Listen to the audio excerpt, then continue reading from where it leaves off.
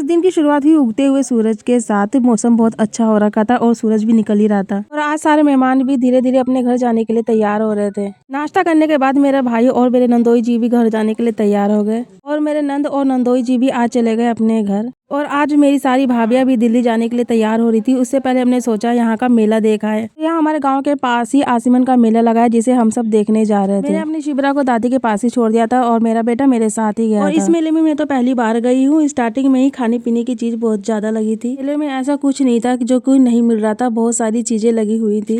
धीरे धीरे हमने एंट्री की और अंदर चलते गए। फिर हम सबसे पहले जाके रुके एक चूड़ी की दुकान पे जिनके पास बहुत अच्छी अच्छी चूड़ियाँ थी और सारी ही अच्छी लग रही थी। मगर यहाँ से हमने कुछ खरीदा नहीं और हम धीरे धीरे आगे बढ़ते गए और अंदर की तरफ चलते गए। जैसे जैसे अंदर की तरफ चलते गए वैसे वैसे सारी दुकानें ही अच्छी लग रही थी, मगर समझ में नहीं आता क्या खरीदे क्या छोड़े। इन भैया के पास पर्स और कॉस्मेटिक का सामान बहुत अच्छा था। उसके बाद हम आगे बढ़ते गए और हम सब एक दुकान पे रुके जहाँ लगी थी 30 रुपए की सेल। अब हमने यहाँ से क्या क्या खरीदा आपको बताएंगे नेक्स्ट ब्लॉग में।